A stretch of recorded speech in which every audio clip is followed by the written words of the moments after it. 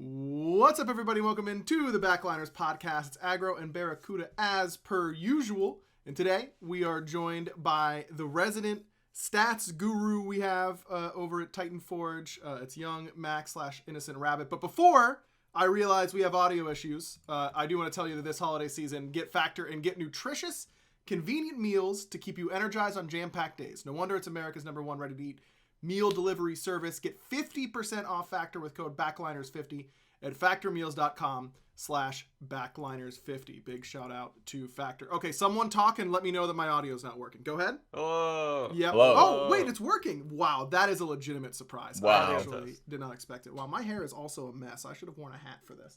You look Unlucky. fantastic. Nothing we can do. Thanks, Barry. You don't have to lie, though. Max, welcome in to the show, my friend. Thanks for hopping on.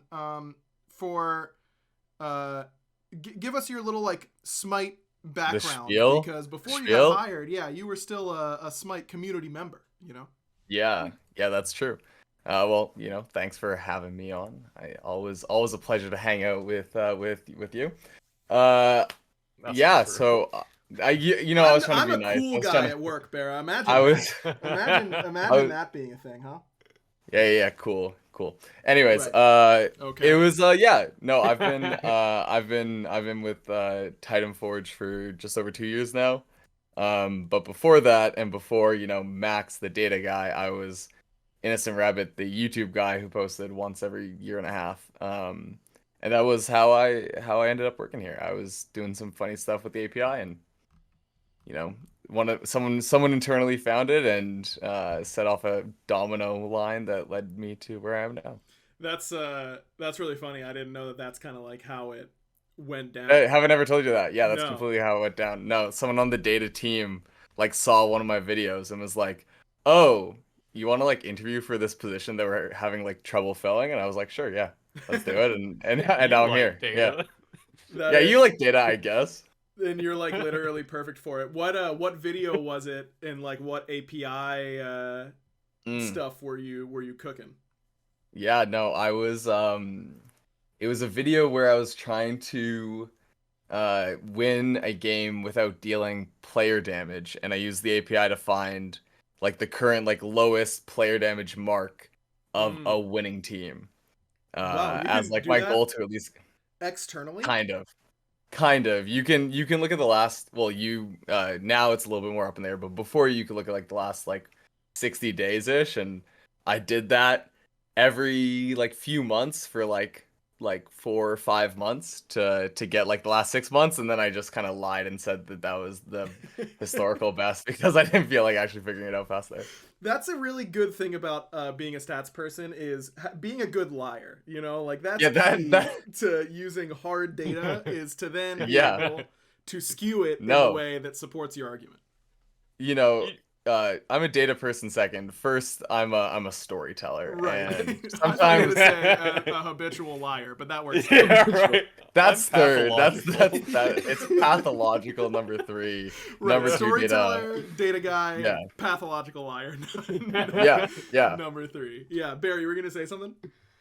I played a Joust game, and we did 0 damage in one. I don't remember what year it was, but I remember posting that YouTube. Well, if it wasn't in the last 60 days, then who freaking cares? Yeah, am I right? Yeah, apparently it doesn't matter. Crap. Wait, your entire team did 0 player damage? Yeah. Really? Yeah. Barracuda, dude, you know that I've made a video. I've claimed this entire thing. There's 100,000 plus views of people lauding over me when it should have been over you. That's hilarious. It's my entire job, really. Barra literally stole your brand. That's crazy. No, that was my brand and made it by us. Better, apparently. Well, yeah, wow, you're saying mine wasn't good enough. Well, I mean, clearly not, because Max had already either saturated the market or you just went to market with the wrong strategy, because Max got a job out of it. What did you get out of that YouTube video? I got kicked. A couple bucks? I got kicked? Is that what you said? That was the final straw. Wait, when did you post that video? Do you know? It was years ago, 3 or 4 years ago. Oh, okay. Wow, that actually may have been a line. It was a long time ago. That is comedy. I now have the ability to actually check like all the way back, and I've never done it. I just like never Mm. thought to. I Nah. can after this go back. If this is me realizing that my not only YouTube career but like professional career is built upon a lie, hilarious. Oh, welcome to the Comedy. club. Welcome to the club, brother. I don't know how they let me do what I do. Yeah, it's actually crazy to me. That is really funny. So yeah, like what did you go to school for No. like stat or was it I storytelling? Is am your degree in storytelling, pathological lying, or data?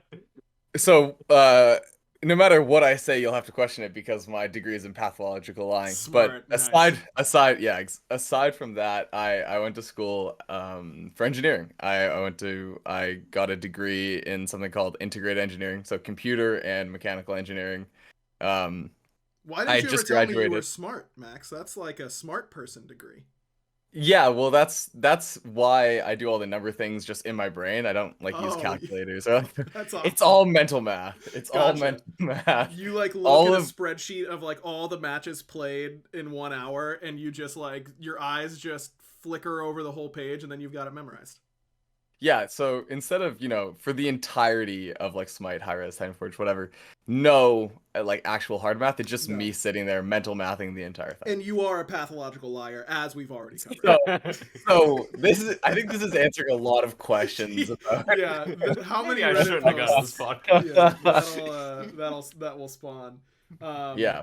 So was No, data no, just no, no. like was data parsing just like a hobby of yours that you were like interested in, or is that like key in that degree, that like area of Yeah. work? Yeah, no, you do a lot of stats and like kind of the analysis side is just it's in the entire process of the degree, but once I started to get into the computer engineering side of things, started to look more into like a lot like machine learning stuff, which is really just stats on roids, and that kind of started to build out my like stats background, and then I was like just like working on stat stuff, and I was playing Smite on the side, so I was doing the logical thing of doing both of them at the same time, Yep. which got me here. Actually, I spent an entire like the first like COVID summer, I was playing a lot of Smash Bros. And I did a big like actually like deep stats dive on my YouTube channel about like this really cool like statistical analysis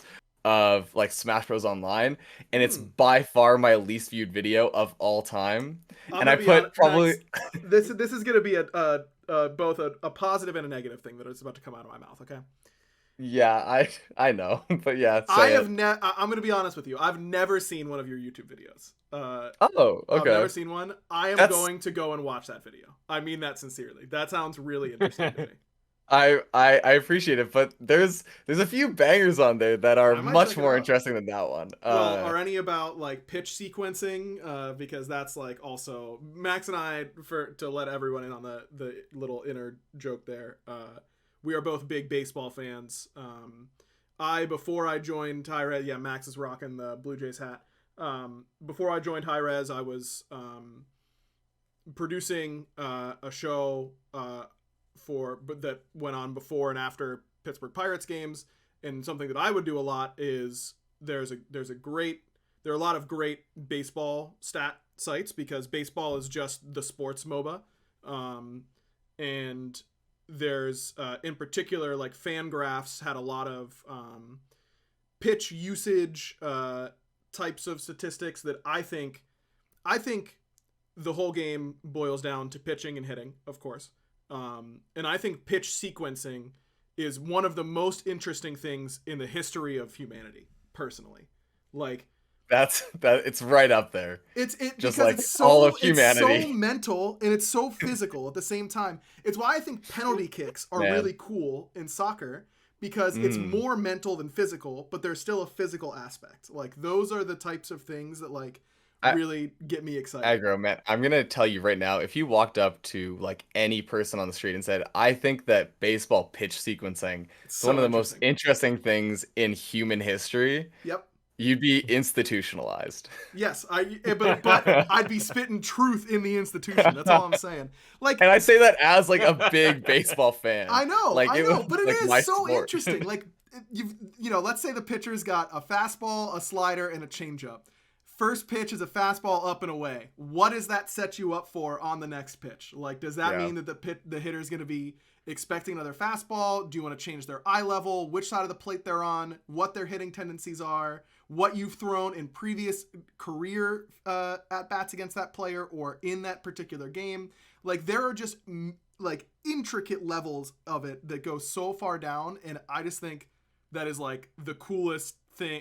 Being able to like craft the perfect pitch sequence and then it's like, and then do the most impossible thing ever, which is throw this ball 95 miles per hour and have it dip 18 inches at the same time.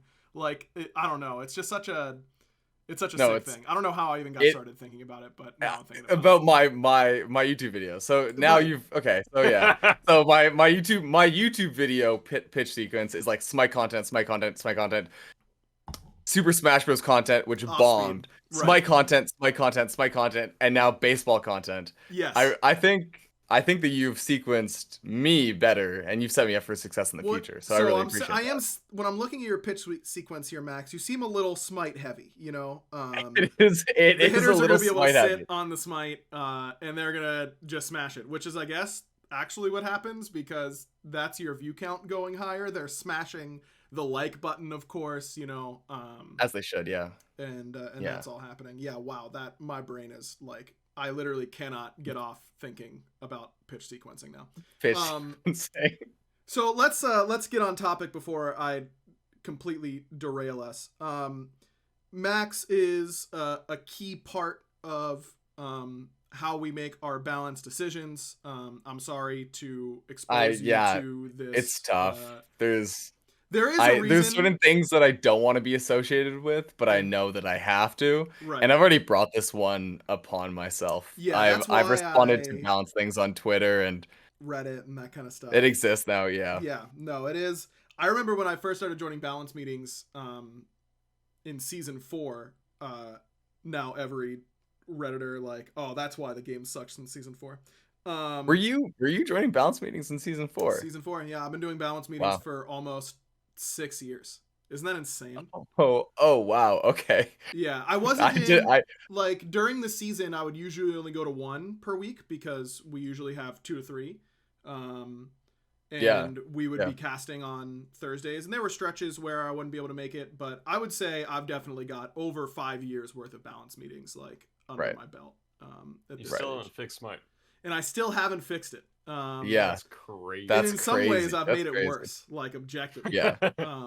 But remember how when I joined the balance meetings, it instantly became way better. I just want that on record now. And when do you think Reddit don't look so is? And when do you think they will be like, yeah, that lines up, No, this whenever there's a patch that was really good, I was around a lot for that one. Right. And I want that on record. Right. And then sometimes you take off and we are lost, which is actually legitimately true. But yeah, like what without letting the full cat out of the bag. I mean, there's nothing to there's no cat to be let out if we're just like being real, right? Like it really is just like talking about our philosophies, and we've got internal, things like goals that we want to hit and all that kind of stuff. But they aren't given to us by marketing or the mystical, like it's not like Stu coming down from on high and giving us his balanced philosophy. It's like things that we've decided we've seen work in the game or hasn't worked, and just trying to make people as happy as we can while also keeping the game as interesting as we can, and that just comes from discussions and looking at SPL stats and other player stats and just kind of coming to a conclusion. So yeah, what from your perspective, what are some of the things that you've learned on the stats side? Okay, yeah, I was wondering where the question was, and I was like, didn't know where it was either, to be honest with you. I didn't know if there was one. No, I have an answer to this. I have an answer to this generalized thing because I've talked about it a bit on Twitter and Reddit. I can pick up what you're trying your very best to put down. Yeah. Which is, from my perspective, data side, is that the data should only ever be used as a supplement to finding out uh, balance decisions that make sure that the game doesn't get out of hand in one way or another, as far as too strong or too weak. Mm-hmm. And the remainder of balance decisions should be made around creating an interesting and fun game state. Mm-hmm. So, perfect balance isn't the goal. I think that a lot of, and again, I can only really speak to this as far as I've been associated with it to give an actual answer to that. It's probably been for real since like early or 2023. We'll talk like March or April. Mm-hmm. Looking at making sure that that the outliers kind of get brought in as fast as possible, but that the numbers don't guide everything, because I think there's been a lot of times in the past where aiming for a 50% win rate on all gods has resulted in a lot of negativity. There's certain characters that have to be below a 50% win rate Mm-hmm. overall because they have certain people who can play them to a completely oppressive extent. There's other characters that people are fine having above a 50% win rate because they don't feel bad to play against. Mm-hmm. So the numbers of it all aren't the end all be all. This is my disclaimer Mm-hmm. to being the data person on the side of balance. And then the kind of like second pillar of the philosophy would be the three P's, is that there's the pros, there's their performance, and there's their perception, and they can all be kind of quantified in their own way. Mm-hmm. And you have to make sure that all three of those are taken into account. If you ignore one of them, then it'll be felt somewhere. And I've done my best over those kind of, let's say, 8 months that I've been associated with it to try to ramp up the way that we display those in clear and effective ways. And we've had some really good hits. I think we've had some patches that have come out and we've really nailed it. And there's been other patches that we've come out and I've been like, oh, I have to write like a Twitter post and a Reddit thread like right now, or else my job is in danger. Okay, I get it. Yeah. Yeah. Yeah. I mean, yeah. it's also the nature of the multi-season year, you know. Yep. Yeah. That it's going to be a more volatile game, and that was something that we knew kind of coming into this season structure.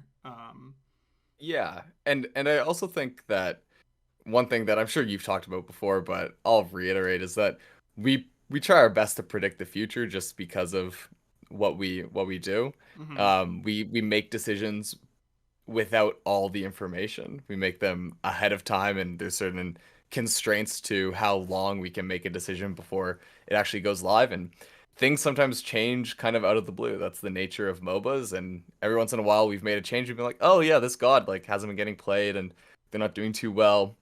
Let's give them some love here and there. And then in the week before the patch, they just start getting played pro level, every level, and then they're just the best god in the game out of nowhere. And Mm-hmm.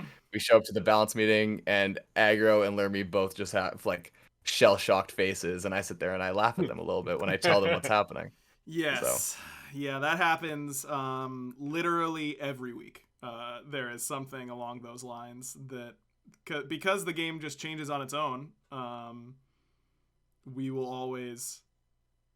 It's like hackers versus antivirus software, right? Like the antivirus industry is always behind the people who are hacking because they are responding.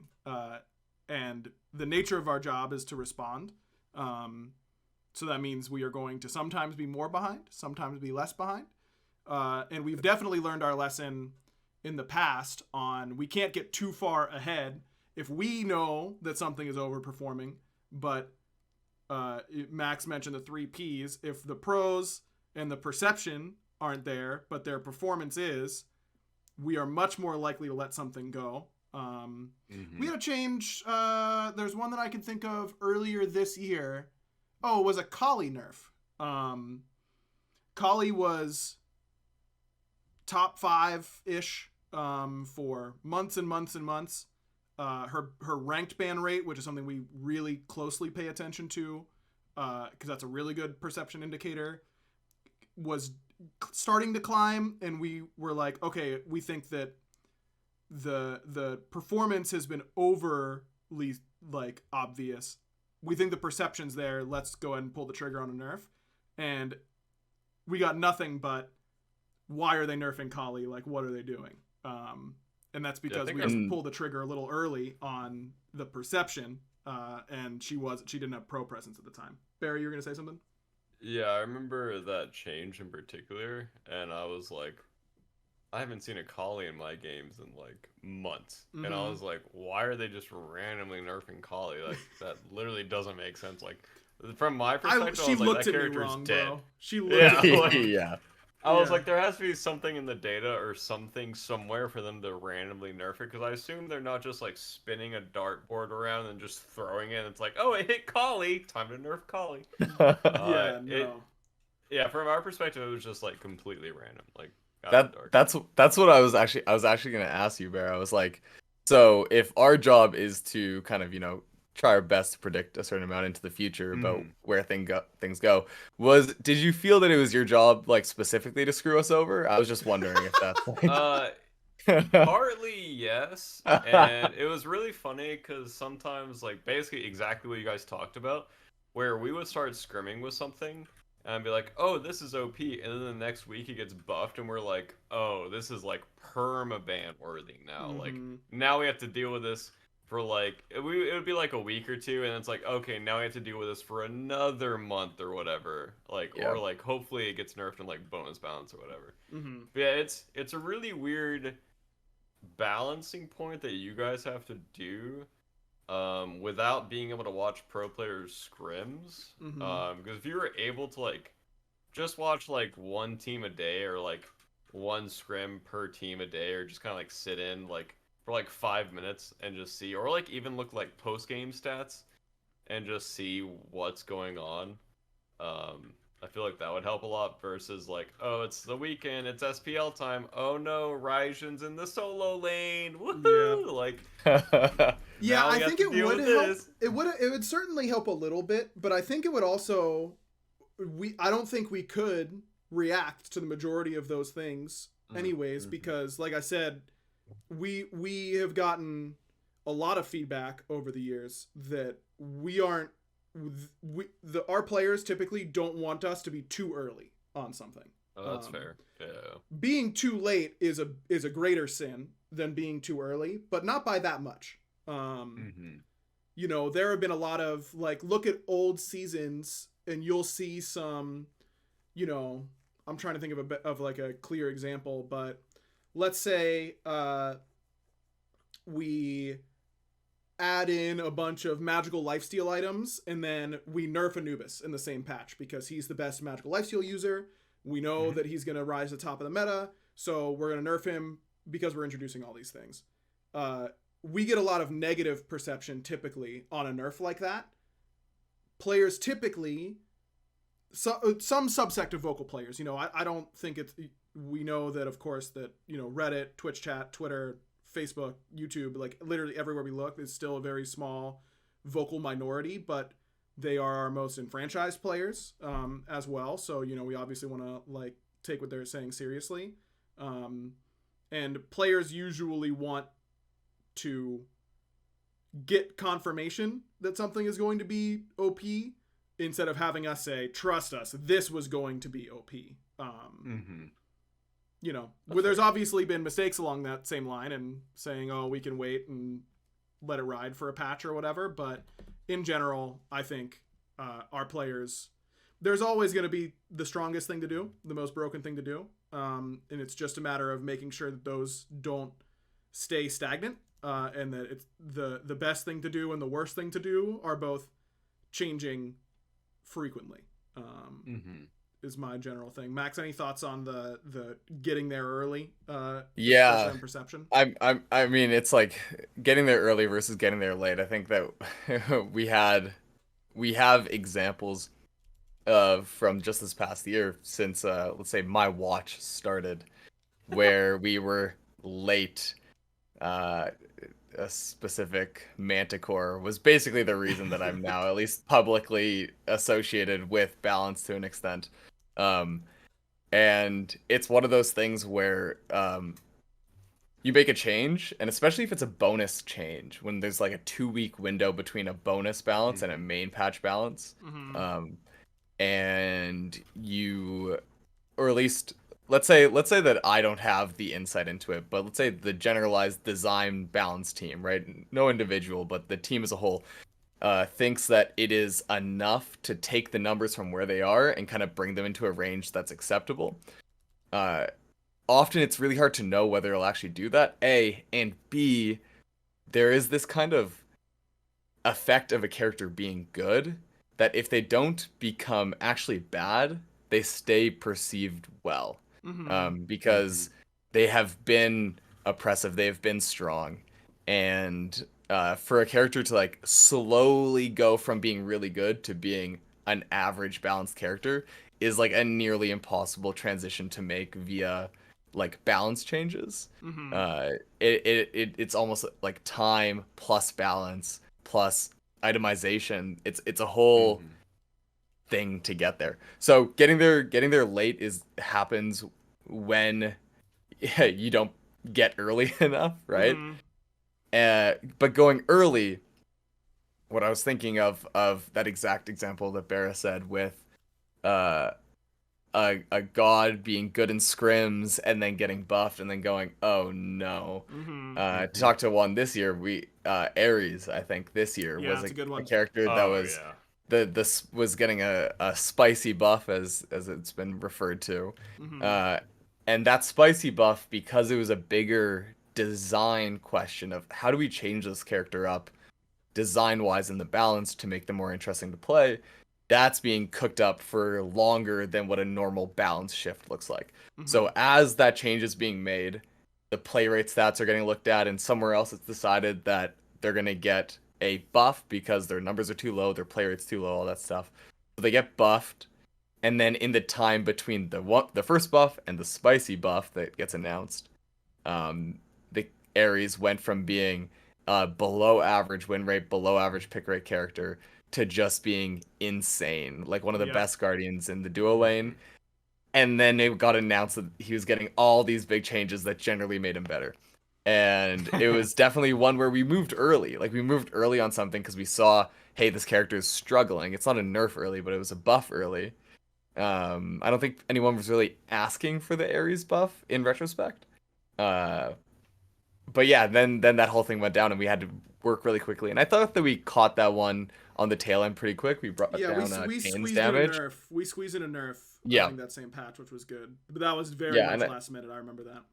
Yeah, and I think that kind of, let's say, saved it being acting too late, but it was definitely one where we, in a way, acted too early on something. So it's still going to be difficult to get right, but at least I think that we've had a few really good, accurate passes where we have had that idealized version of a balanced pass to something that kind of slow tails it into being an average character, so that can still be played, still be fun, and not just completely killed in recent patches. But you know, misses are gonna happen. It's impossible to get completely right. And if it was always perfectly balanced game, then there'd probably be a little bit less interest in it anyways. So that's my copium of the whole situation too. No, I'm right there with you, because this is something that I've always said when it comes to balancing the game or a game, whatever it may be.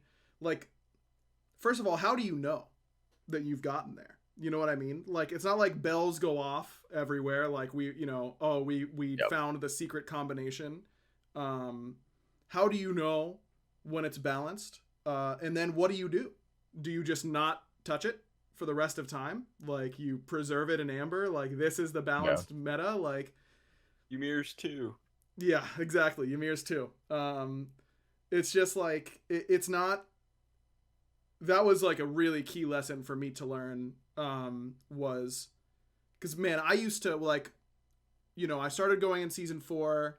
I think by Season 5, I had kind of found, because working in a balance meeting is, there's a natural kind of like flow to it, and you want to, like, especially when those were like in-person meetings, and I wasn't a designer, so I'm kind of like coming in, and the types of, you have to kind of learn like what types of suggestions are viable, how to interpolate data and like interpret it properly in order to like find the right change.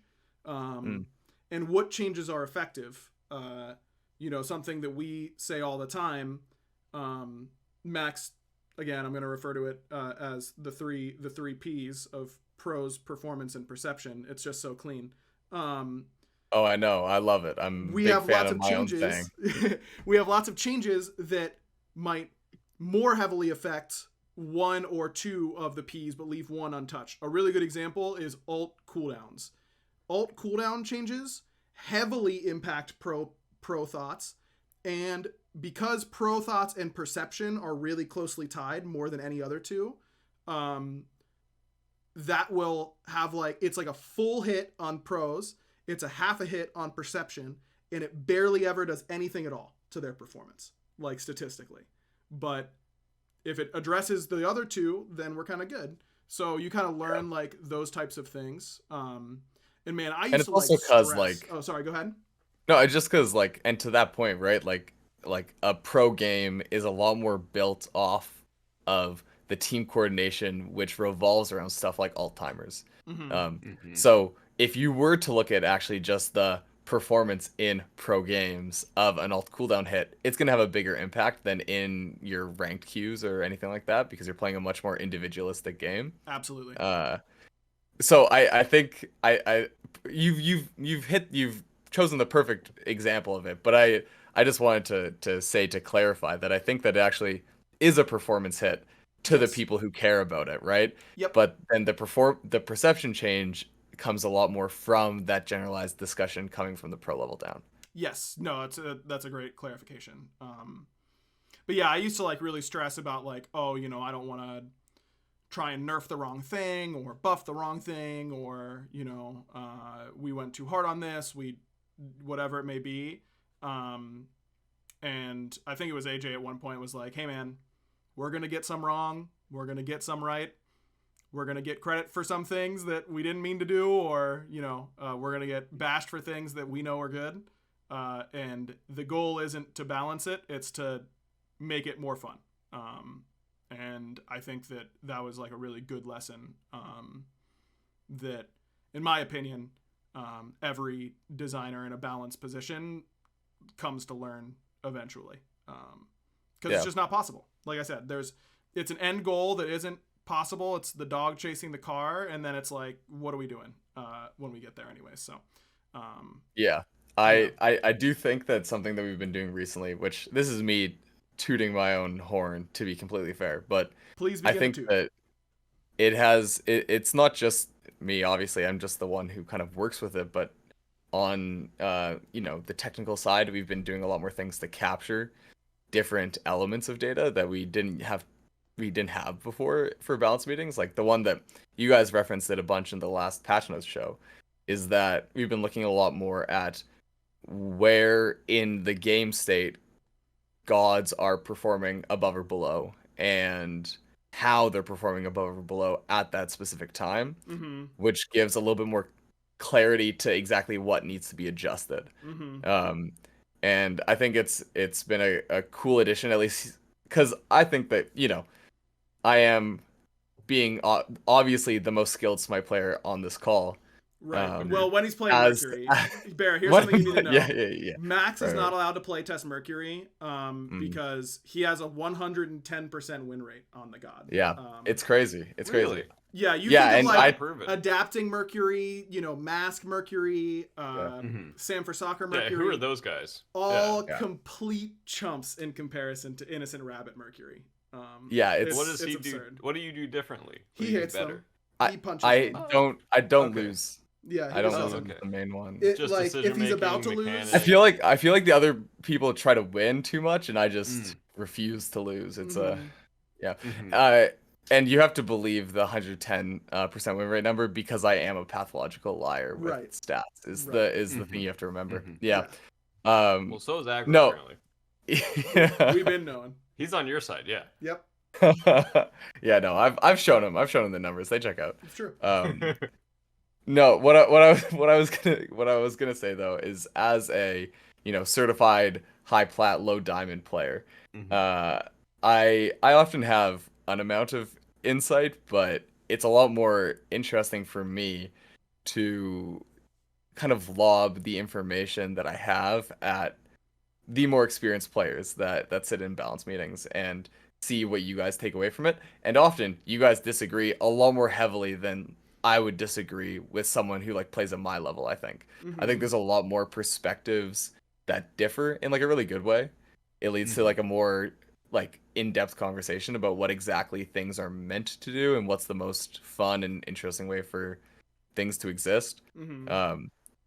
And yeah, I think that it's just an interesting kind of back and forth that we get to have where I can represent, let's call it the average committed kind of player who plays a good amount but isn't anything crazy. Has been playing well. Yeah, except my Mercury. Right. Except the Mercury. But yeah, so I don't know. It's a cool dynamic and it's something that I enjoy doing. No, I think that perspective is really valuable, because that is something that I continue to need to work on. I think is my bias towards the impact it will have at higher levels, and trying to keep in mind the majority of the player base is something I've certainly improved upon, but always have room to grow in, I think. But I think that, in an ideal world, we would literally have like a silver representative. Like we'd have a gold representative. Like we would have literally someone from each division, someone who only plays arenas, all that kind of stuff. And that's not to say that the person who's only playing casual arenas would have final say on a god buff or nerf, but just having access to that perspective on like, hey, what makes this character frustrating for you?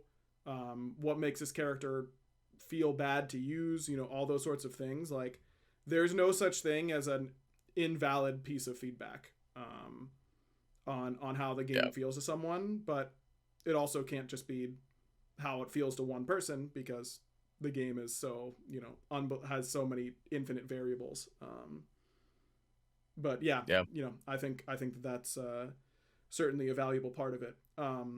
Something I wanted to get your perspective on, Max, and it's kind of me springing it on you because it's something that I was thinking about after one of our discussions earlier this week. I think we were talking about, perception of balance changes, all that kind of stuff. And I think we were talking about being early or being late, and how they both have their downsides.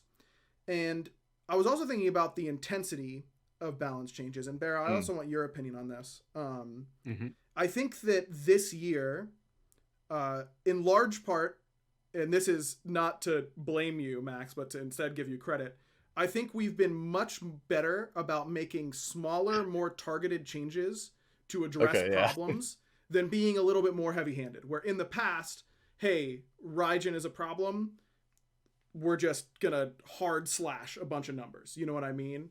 Whereas now we go in, we do a little bit more deep dive, and we can address that problem a little bit more clearly. But like you were saying, once a character is good, you have to get them below the point of where they were before sometimes in order to get people to get pros in particular to stop playing them. And I think that a little bit of the frustration around our balance at times this year has been, I think in a vacuum, I'm going to stand by every decision we made, literally every single one, because whether it be the information at the time or, okay, not literally every single one. I'm sure there were some that were really like both, honestly. Yeah, I wanted to, man, but no, I'm sure there are some really terrible ones. But like for the most part, like, we don't want to make excuses on time frames or, information being incomplete, whatever it may be. Yeah. But I think for the most part, a lot of the changes we've made have been so honed in. I'm not trying to be like we're so good at our jobs that people aren't like seeing it, but like that isn't what our players are looking for, and that's fine. And that's something that I've taken away is that we need to be a little bit more. If we're nerfing something, we need to nerf it, not make it worse. You know what I mean? Like before you talk, Max, because I feel like it's just been me droning on and Max also saying things and Barad having to smile and nod. Yeah, this has been awful for me. Yeah, I bet. You're really you're putting in the work hours right now. I spent 20 minutes earlier trying to find that YouTube video and I couldn't find it, and you guys were just having a great conversation the whole time. Yeah. What do you feel like as a player, Barra? Do you feel like you prefer, hey, this is OP, it gets gutted on first opportunity, or trying to notch it down kind of step by step? That depends on the character for me. It's kind of related to the three P's you guys were talking about. But one of the perceptions for me is kind of annoyance factor when I play against the god. And that is a big issue for me because I mean people in chat were talking about it, but like a god like Kumbhakarna, like Yeah. if that god is viable, he's going to feel way worse to play against than a god like Hachiman.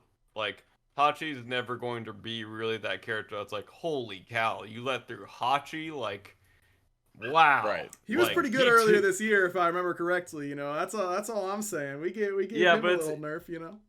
like playing against the character doesn't No, I feel know what like you're saying. suffocating. Right. It doesn't feel like, oh, this character is so frustratingly annoying to play against. But if a character is like that, kind of like it's like the win harder characters, but also mixed in with the I don't make the enemy play the game or have fun playing the game. Mm-hmm. And when those kind of characters get a lead, it becomes very annoying to play the game for the next 15-20 minutes until you lose. Right. Or just healers in general sometimes, like the patches where Hell was strong or like Guan was strong. I mean, healers have always been like an issue, but I think you guys fixed that relatively with the healing balance change earlier this year. But Mm-hmm. if a god isn't that annoying or that high on my annoying scale, like OP scale, then I think it's fine for the small changes, the small tunes. And I do agree with you guys that pros take a long time to adapt to these changes sometimes because you get stuck in this mindset of playing with the character. Mm-hmm. Like we'll talk about like Raijin and solo. Like you're used to your team fights being around Raijin and solo. You're used to the pressure he's putting on the map. You're used to the amount of totems you're getting. You're used to a lot of these factors. And then swapping back to a warrior or swapping back to a traditional frontliner sometimes is harder or worse than just continuing the style of game that you've been playing for the last 3 to 4 weeks. Right. And trying to like swap that in like a week before your next SPL set is like playing a whole different Smite game. Right. Same with like ability based hunters sometimes, because then you have to like refocus the rest of your draft around like fire giant DPS or like poke style of comps or what we really want to define our comp with. And then it kind of goes the other way as well for, I'm sure, I know Aggro's talked about it a lot, but having to buff a character above average to where the pros then want to play it. Because it's the same issue of we haven't played with, say, Cthulhu in 6 months. Yep. And now Cthulhu's been buffed 4 times in a row over 3 months. Okay, now let's start drafting him. And then that brings in like, oh, do we still have to, or do we have to start thinking about like Morrigan comps? Do we have to start thinking about like yellow damage comps? Like, how are we going to kill the Cthulhu? Do we have to start drafting walls now? And once you start picking Cthulhu, other teams start picking Cthulhu. And then that opens up a whole can of worms and scrims of, do we even want to play this and show other teams how good it is? Because then they'll start playing it, then other teams will start playing it in scrims. So it just opens up that door as well. So yeah, back to the original question. It just depends on how annoying a character is for me. I know like gods like Freya as well, like gods that only have damage in their kits are really frustrating to play against because Sure. they're either above the threshold of killing you or they're below the threshold. It's like it's been Raijin's whole identity for I don't know how long. He's either like OP, picked every game, or like you don't see Completely him worthless. for half of a year. Yep. Yeah. It just depends on the god's annoying factor for TLDR, you know. Yeah. Yeah, I think that's almost like that's pretty similar to I think that ties into what I'm saying with the some gods just can't be like you can't have them at 50% because at 50% they feel unbalanced. It's true. And I think that that's really fair, and I think we've been trying to take steps to identify those characters better. I think that there are some things that we've done in the past to be able to identify that, but there's some cool kind of I was lucky enough to get a bunch of people respond to like effectively a poll that I put up on Twitter about which characters they thought were like the most needing of getting nerfed. And looking at those kind of results, we're able to pull out a few more things that kind of more often you have a really cute dancing dog behind you. Vera. um Me? Trust me, it was happening.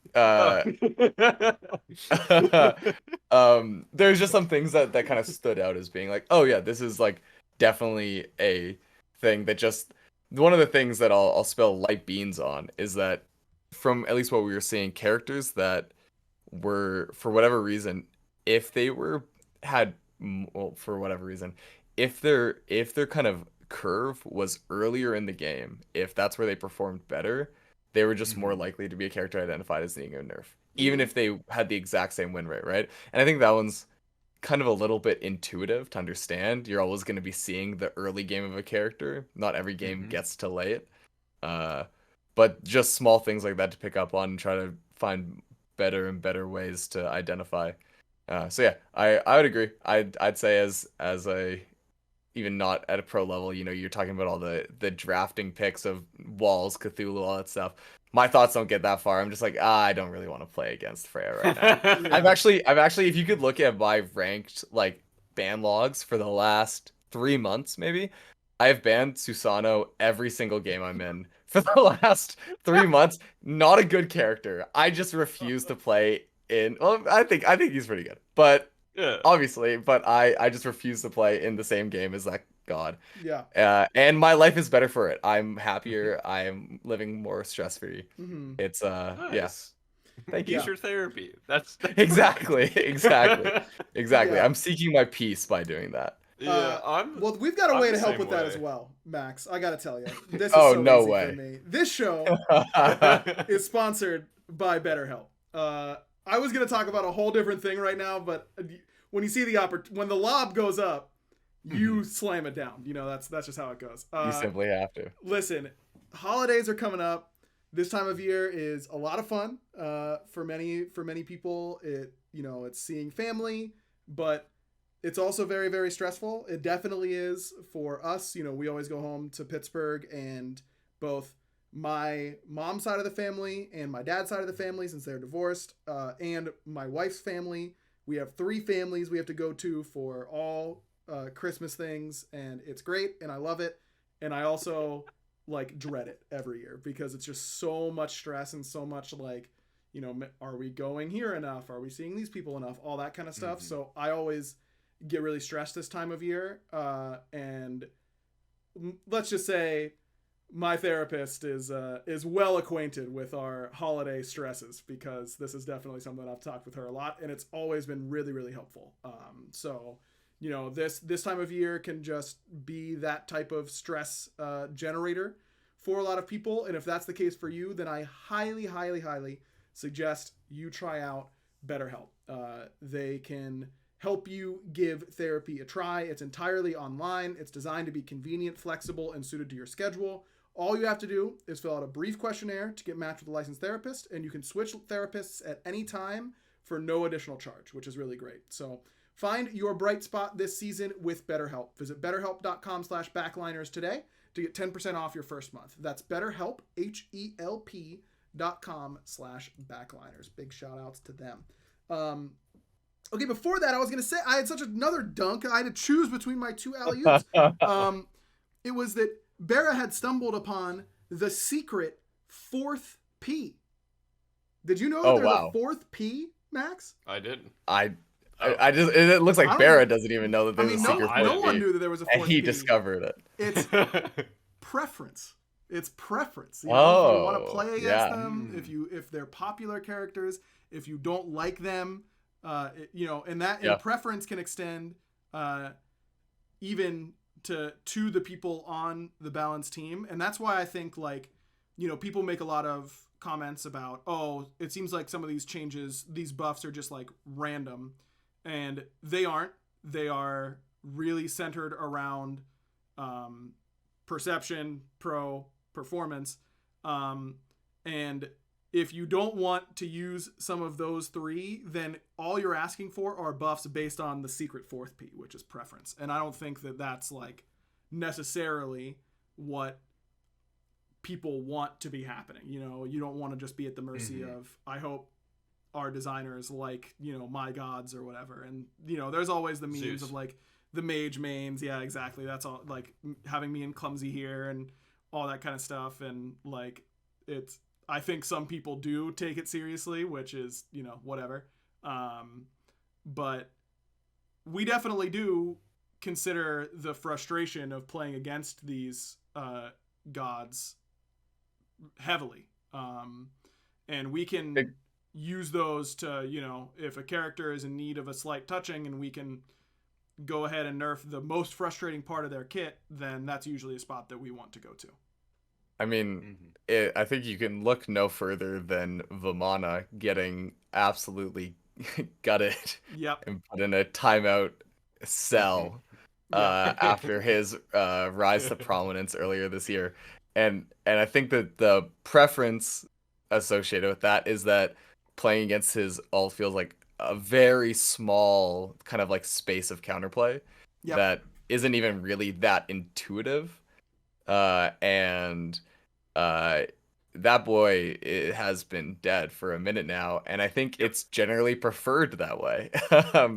And maybe there's a world where that can be kind of revisited and that character can kind of be explored, but there's no way that he, you know, goes back to where he was before in the way he was before, because that caused such a, what I will describe as like a long-standing preference bias that will exist for a while now. So I agree. I think that preference is, and that's one that's really hard. That's where the variance will always come from, right? We're never going to be able to account for everyone's preference.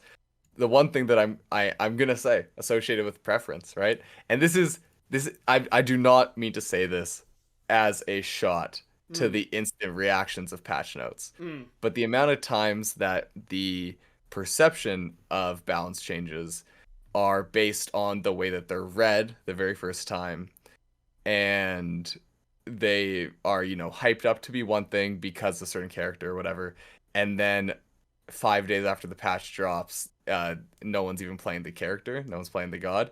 It's happened enough times that I'm convinced that like there is that, you know, secret fourth P, this preference that's like, oh yeah, that has to be broken. Surely that's broken. The character is annoying as anything. And then it goes live and it's like, oh yeah, they're not that good. It's fine. But the statement was already made, and it's tough to counteract that once it's already felt. So yeah, no, I mean, a good example was Apollo getting his spicy changes. You know, the reaction was so intense. I'm like, this has got to be so OP.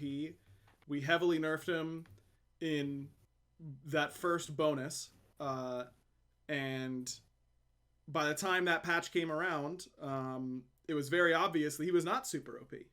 But because we are beholden to a schedule, which is not, you know, anything out of the ordinary in game development, we just end up looking a little out of touch. But if we oftentimes have these discussions of, can we afford to wait here? Like, if we think, okay, we really don't think that there's a lot of smoke, you know, there's not a lot of fire up behind this smoke, like, can we just wait that extra 2 weeks to see what people think? And that's really what it comes down to, is like, if we think we will get, there's no world in which people aren't mad. It's just, are people more mad that we did it too early, or more mad that we did it too late? And that's just kind of case by case basis. But there's an example of one where we felt like we would get more frustration if we were late on it, because there was so much intense feedback right away on patch notes and then during that PTS cycle, that we decided to go to make sure that it was in there. And then, you know, lo and behold, Chernobog still top pick, top ban months later. And no one said a single thing about those Chernobog changes. I feel like Bear, I know we talked about them because you're an ADC main and we've got this podcast, but like, there weren't Reddit threads about Chernobog, and there weren't, like, when I was watching back patch notes reviews by, Incon Weekend, like, I always try and watch those from a lot of different content creators. Like, they were all still so hopped up on the Apollo change that the Chernobog change like wasn't even on the radar. But we knew, like, internally, I remember us talking, Max, and we were like, surely Chernobog's the better hunter after this, right? Like, it's not even close. Surely he's insane. And he was. And it turns out. What was his numbers right after that spicy change? Oh was it God. 3 seconds on the 2? No, I think it was 5 or 6. It was 5? Okay. Yeah, it was 5 Okay, or 6. it wasn't as crazy. No, it was Cab that was taken down. Right, it was Cab, right. Yeah. That's how it be sometimes. Yeah. Yeah. No, Go ahead, Barry. I remember playing the Chernobog and Apollo, and like after that patch, I think we talked about it on the podcast, or maybe it was just like with my team. I was like, I think both of these are gonna be OP, and then after playing like a week, I was like, yeah, Apollo's just still bad, unfortunately. And it's so crazy because like the changes on paper, like I was one of the guys saying like, oh yeah, these changes are ridiculous. Like he's gonna feel so good, and the situations that he got buffed in felt better, but it wasn't like he was like really overpowered or really just destroying everyone. Whereas the Chernobog change, you could really feel it when you played him, but the Apollo change, it was just like you would still dunk in and die. Like the character's flaw was still there of him just like, okay, I'm gonna have a big ult here, and then you get the big ult and you just instantly die. And that's, I think, in the past seasons you could play Apollo that way and have these big dunks and make space, but now everyone's so experienced against that style of play, where also I think a lot of Apollo players, including myself, weren't really good at Apollo, like timing the ult, because you, after the change, you really want to rush it, and the best way to play Apollo is you just wait and wait and wait and wait until people like semi forget about you in the air, and then you come down. Right. But yeah, it's still like his core issue in my opinion. To give you your flowers, whenever I think about Apollo ult, I do think about you Renegades, like season 6 or 7, whatever it was, that set where Apollo just like was insane. So yeah, no, I think that that style of play and that style of Apollo is so cool, and I think that's why people wanted it to be good as well, because I think that is a fun style of Smite that people like watching and people like engaging with. But a point that you made, which is really hard to account for, is that everyone's so much better now. Like, you take any pro team from this year against any world championship team from like season 3 to 1, demolished, just absolutely cooked, right? And I think that there's those things that change, and one of the things that the balance team has to contend with is, okay, everyone has gotten better from those points. Can you even try to go back to that style of play, pushing that style on a god, or is there a way that you can recreate a similar style by getting creative with balance?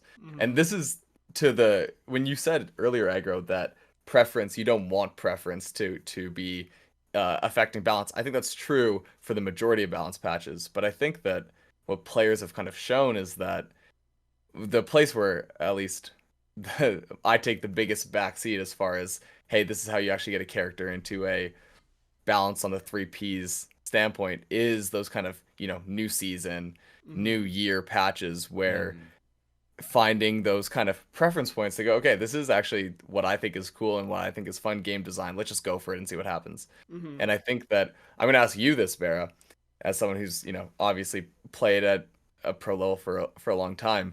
I'm sure that there is a level of excitement that comes from a character that was either really good or really bad, getting its switch completely flipped and having to relook at the entire landscape of the roster in a different way. Oh yeah, no, I completely agree. And I also feel like in terms of preference, I think I was the only pro ADC that really enjoyed the CERN Ishtar meta. That was like one of my most fun ADC metas ever, Like, because I feel like they're both good in team fights, and you could both solo each other at kind of any given point.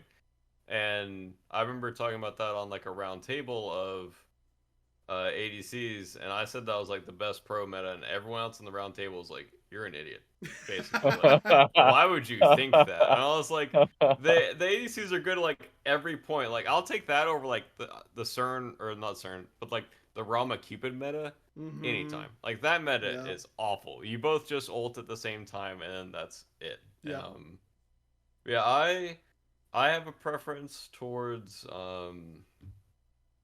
the hard swaps if it's between phases of characters. If it's right before a LAN, I get a little annoyed or a little frustrated because I'm like, that's true. The way we practiced for so long is now irrelevant, and I think it might have happened this year. It definitely did.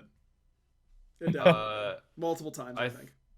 I think with like the Titans being unleashed, I think that was for Summerland. Yeah, the stuff like that is that I'll just say right now, that makes the god and item balance team, that makes the job difficult at times. Yeah. Stuff like that being introduced. Certainly. Yeah. So yeah, it's fine for between phases, but I think the similar thing happened like is way callback, like season 1 with like Alquang. Yep. That character got released. I was pretty close to Worlds, but every team coming in was just like, okay, what do we do with this character? Which I think from the outside looking in, it's super fun. Like you're like, oh my gosh, how's Alquang gonna do? And for the fans watching, it's like, oh my gosh, Titans are gonna be unleashed during SPL games. Like, how is this gonna change everything? And as a pro player, you're like, I don't want to deal with this. Like, we've been playing Smite a certain way for the last like few weeks or maybe like a month, and it's like now we gotta deal with this variable. Like, it's just like more macro, more headaches almost. But some teams are gonna be like, oh my gosh, it depends if it's like a macro change or a god change, in my opinion, like something on the map and obviously some teams are gonna be more accustomed to a certain god. We'll throw out Ullr. Some people love Ullr and will flex it and they'll be very happy. And other teams will be like, oh, I don't want to play this pick. And me. I don't want to play that pick. Bro, holy. Actually, if it was with you and Van, if it was Ullr meta, you guys were kind of cooked, right? Neither of you were really Ullr players.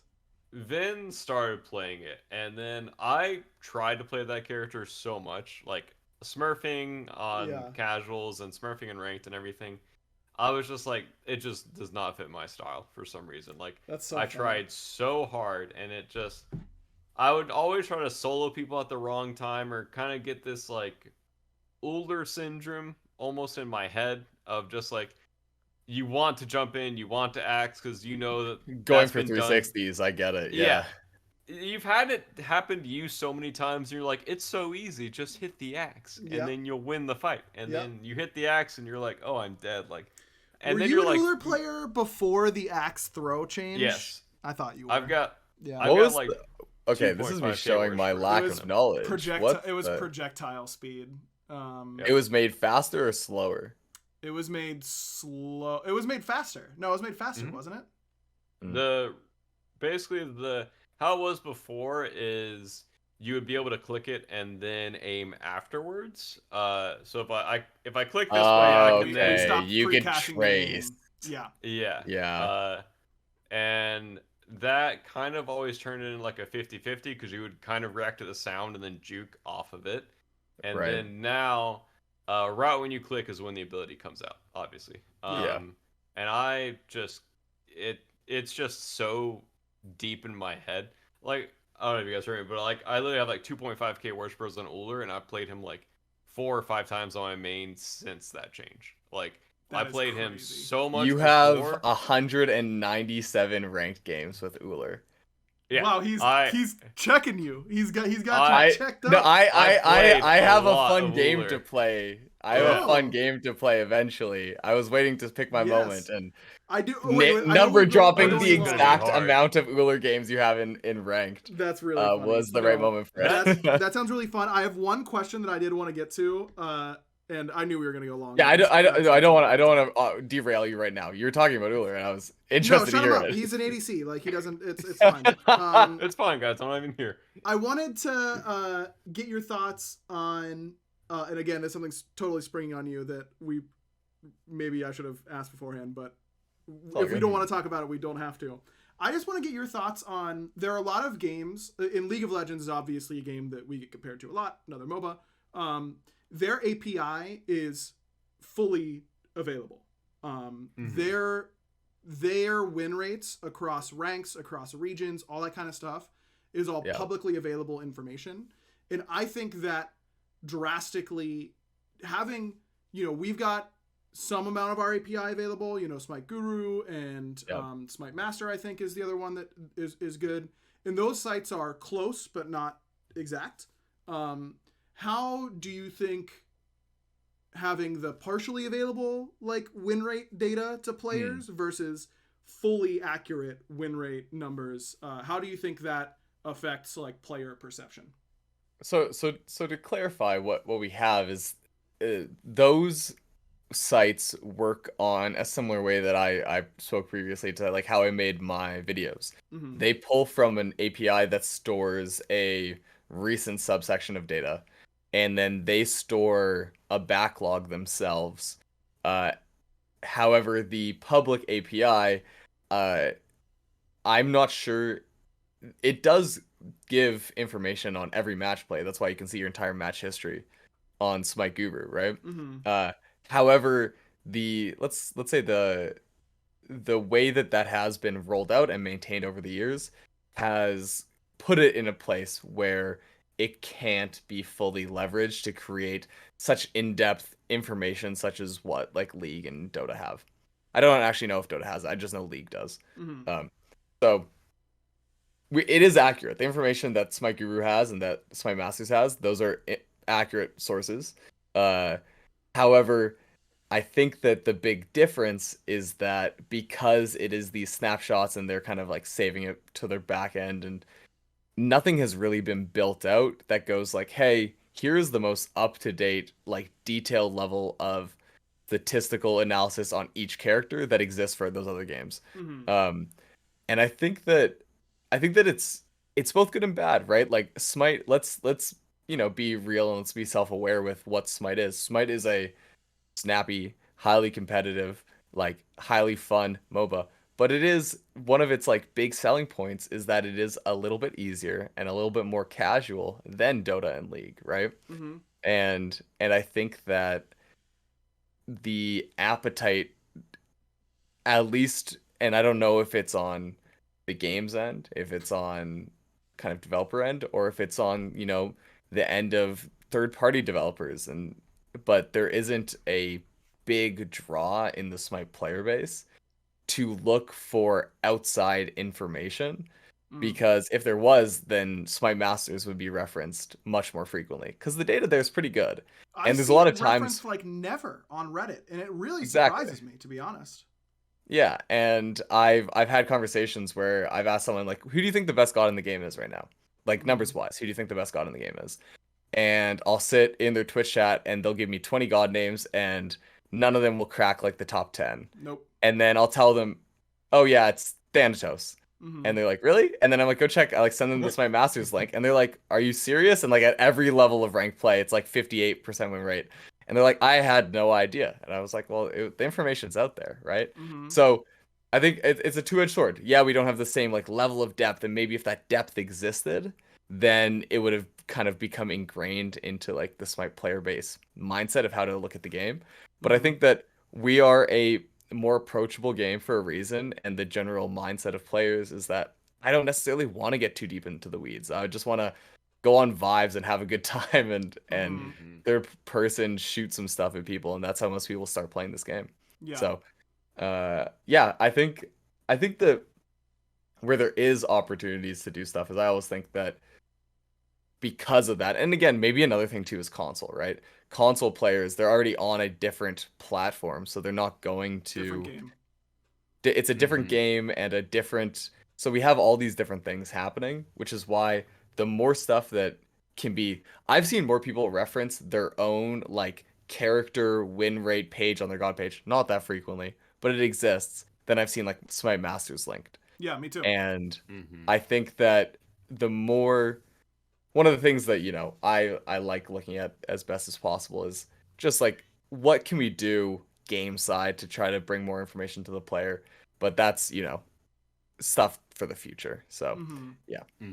Yeah, I don't know. I think I'm happy that our player base is not so numbers obsessed. I think that's a big, I pay very close attention to what League of Legends community is talking about and all that kind of stuff, and I just like can't help but laugh whenever you'll see a post in their subreddit about I'm a diamond, I'm an NA diamond Fizz one trick, and this character is dead because he has a 47% win rate in Korea Challenger. And I'm like, that's not your games. Like your games are not the same. That is basically console to console to PC. Like region changes are so different, like in League in particular, but like, if I can have some sympathy for their balance team that there are oftentimes changes. A character needs to be changed, and we know that, okay?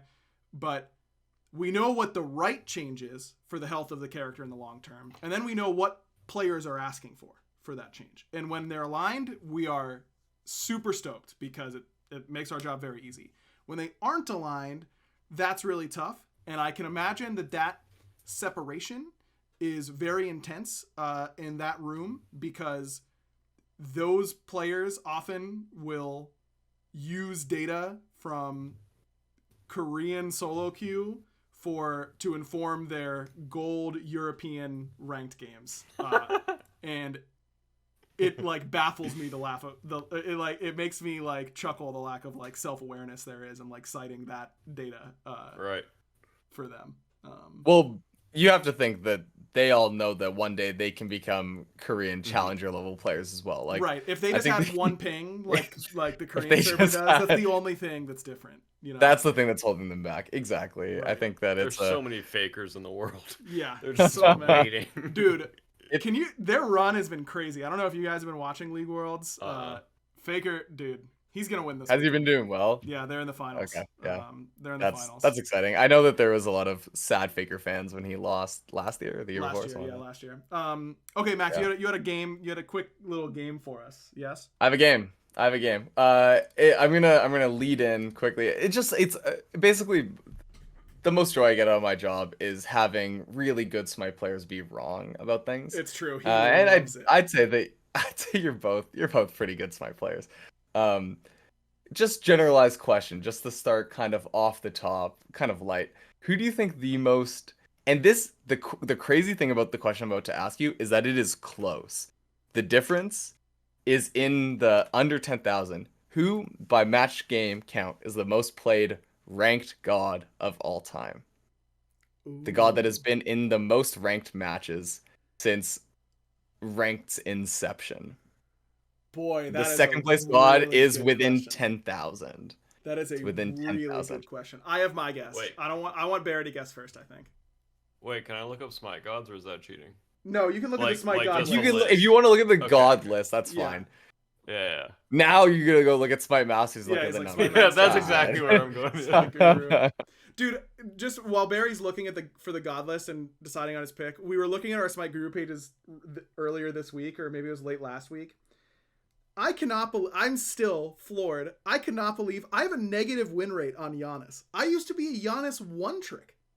What? I'm really good at that god. How do I have a negative win rate on that god? He must be terrible. Giannis buffs incoming. The one thing that I will tell you is that Smite Guru has their time horizon is it's cut off at like season 3 or something like that. Oh well, that's what I was doing. The majority of my work was season 2, and I'm not even kidding.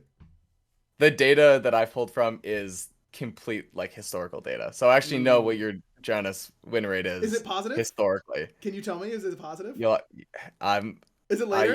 Is it later in the game? We're skipping ahead to the second section. I cannot wait for that. I cannot wait for that game. That part of the game. Okay, my guess, Thor. I was gonna go Neath. See, okay, Neith is the answer to the most games ever because she's the free god. Right, she's the free god. She's the free. Yeah. She's the she is not. She is the 10th most played, and Thor is the 4th most played. So you've Fourth? both got top 10. You've Okay, gone top that's good. 10, I would have which been is embarrassed if which I is didn't. good. It would have been honestly, it's not an embarrassing answer from either of you. Both of them are within. There are 16 gods with over 2 million ranked games. Wow. And okay, can I have one more? I've got one more guess. yeah, you both get one more. Okay. Barry, you go first for the second one. Oh wait, no, you well, went first. I'm gonna go first this time. I'm going Poseidon. Okay. I'll go Raw.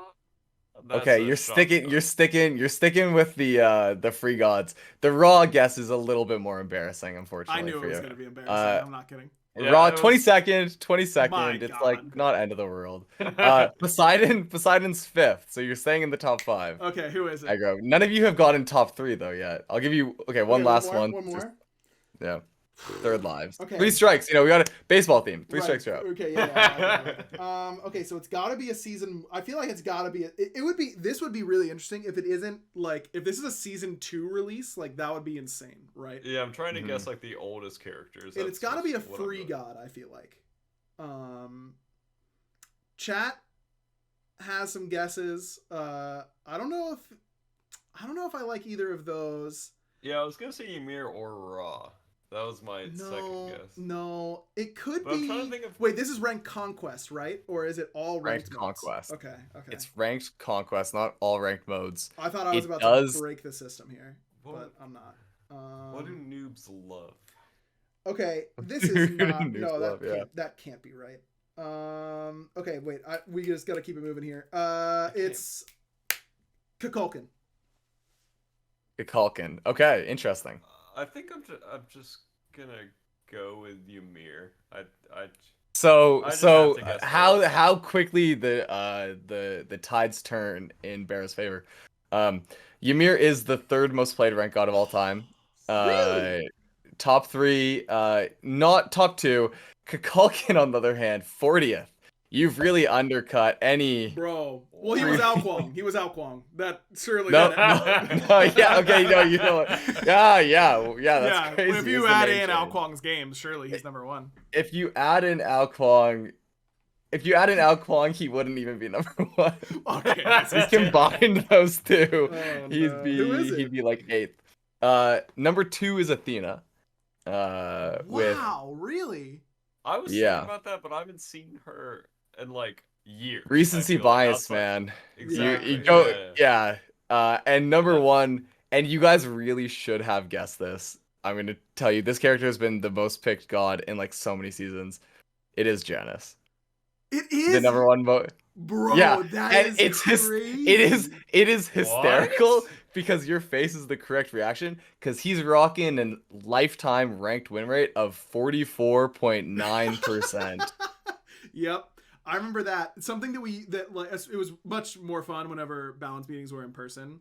Someone would come to a balance meeting for the first time and we would keep the screen off. Well, that where normally we would like project all the stats. We'd keep the screen off and go, all right, like who's a god you think we should nerf? And almost everyone would say Giannis. Almost every single person. Yeah. And then, or it'd be like Arthur, a little bit later on, any of those gods. And they'd go, what gods need buff? And they'd be like, oh, Hades is terrible. Arachne, complete trash. Be like, okay, cool. Turn on the screen. Hades, Yeah. Arachne, 1-2. Giannis, King Arthur, 120, like 119, 120, and then their minds would always get blown. That Giannis is, for reference, because I do have it in order, the second the second worst ranked god of all time, and King Arthur's the worst. Number 1. Yep. I'll bet you Thoth is bottom 5. And Bottom 10. Bottom 10. bottom 10. Okay. I'll bet you Camazotz is really low. Like all of these pro abuse characters, like they're always terrible. Cam was a little better, but the general player base. you were cooking at the start there. Yeah, thank you. Stop Yeah, with your I head, should have man. stopped. Yeah, thank you.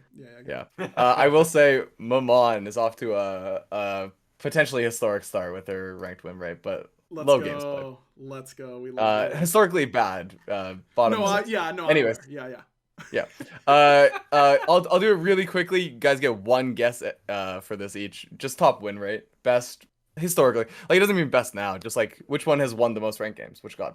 Has won the most ranked games? No, not by count. By win rate. By count. Oh yeah, the best be one percentage. Yeah. In ranked. Okay, so that means smaller sample size might actually be good. Barry, you want to go first? Nike. Great guess. Okay. Absolutely phenomenal guess. That was it was between her and Hades for me, so I'll go Hades. Mhm.